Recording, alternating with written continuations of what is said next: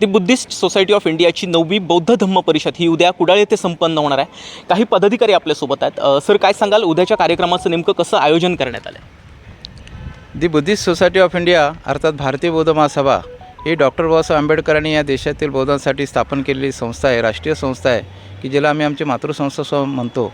तर उद्या या जिल्ह्यामध्ये डॉक्टर बाबासाहेब आंबेडकर यांचे नातू आदरणीय भीमराव यशवंतराव आंबेडकर साहेब यांचं आगमन होत आहे आणि त्यांनी या ठिकाणी जिल्ह्यामध्ये 9वी धम्म परिषद आयोजित केलेली आहे। याच्यापूर्वी जिल्ह्यामध्ये 8 धम्म परिषदा झाला, त्यामध्ये बाबासाहेबांचे वारसदार म्हणजे त्यांच्या सूनबाई आदरणीय महाउपासिका मीराताईजी आंबेडकर यांनीसुद्धा या जिल्ह्यामध्ये धम्म परिषदा घेतलेल्या आहेत आणि आता उद्याची धम्म परिषदे बाबासाहेबांचे नातू घेत आहेत। तर ह्या धम्म परिषदेमध्ये डॉक्टर भीमराव यशवंतराव आंबेडकर साहेबांनी एक 25 गोल्डन पॉईंट तयार केलेले आहेत की ज्याला आपण 25 मिशन म्हणतो। संपूर्ण त्यामध्ये समाज जोडो अभियान, मंडळ जोडो अभियान, या देशातील SC NT OBC या सर्वांना जोडून घेण्यासाठी तशा प्रकारे साहेबांनी तो संकल्प केलेला आहे आणि आज उद्या एका वेगळ्या विषयावरती साहेब ते आपलं मत मांडणार आहेत। त्याच्यासाठी उद्याचं धम्म परिषदेचं आयोजन आहे। या ठिकाणी वासुदेवानंद हॉल या ठिकाणी धम्म परिषद सुरू होणार आहे। सकाळी डॉक्टर बाबासाहेब आंबेडकर यांच्या पुतळ्यापासून ती रॅली निघणार आहे आणि हजारोच्या संख्येने सुमारे 5000 लोकांचा या ठिकाणी धम्म परिषदेमध्ये समाविष्ट होणार आहेत। तर अशा पद्धतीने धम्म परिषद उद्या सकाळी 10 वाजल्यापासून संध्याकाळी 5 वाजेपर्यंत चालणार आहे।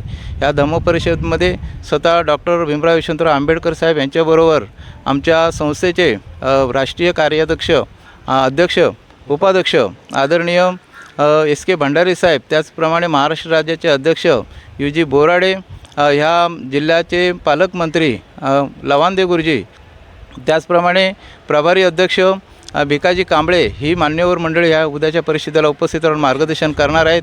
त्याचप्रमाणे भीमराव यशवंतराव आंबेडकर साहेब यांच्या सुविध पत्नी दर्शनाताई ह्यासुद्धा उद्या त्यांच्या दर्शनाताई आंबेडकर ह्यासुद्धा उद्याच्या या परिषदेला उपस्थित राहणार आहेत।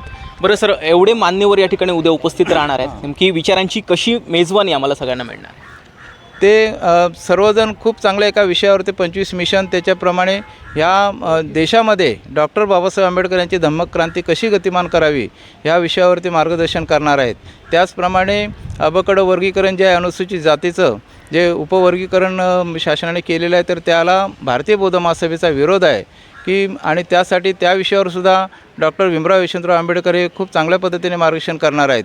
अशा पद्धतीची उद्या ही धम्म परिषद आहे आणि त्या ठिकाणी खूप मोठ्या जमावाने या ठिकाणी सगळी तयारी केलेली आहे। आमच्या भारतीय बौद्ध महासभेचे सर्व कार्यकर्ते, यामध्ये आपल्या जिल्हा शाखेचे सरचिटणीस आदरणीय संजयजी पेंडुरकर, या ठिकाणी मुंबई शाखेचे अध्यक्ष आदरणीय आमचे श्रीकांतजी कदम, त्याचप्रमाणे आमचे उपाध्यक्ष मुंबई शाखेचे आदरणीय आमचे वर्धेकर साहेब आणि सर्व टीम, या ठिकाणी तालुक्याचे सर्व अध्यक्ष सेक्रेटरी आहेत, आमच्या सुषमाताई हरकुळकर की ज्या महिला विभागाचं जिल्हाध्यक्षपद सांभाळत आहेत, त्यासुद्धा या ठिकाणी उपस्थित असणार आहेत।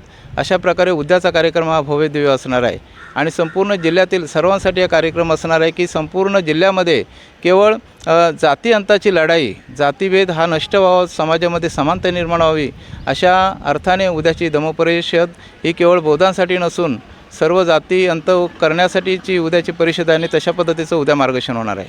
बरं, सिंधुदुर्ग जिल्ह्याव्यतिरिक्त अजून कुठून लोक उपस्थित राहतील? ह्या परिषदेसाठी प्रामुख्याने संपूर्ण गोवा राज्याचे अध्यक्ष त्यांचे संपूर्ण त्या ठिकाणची माणसं घेऊन या ठिकाणी उपस्थित राहणार आहेत।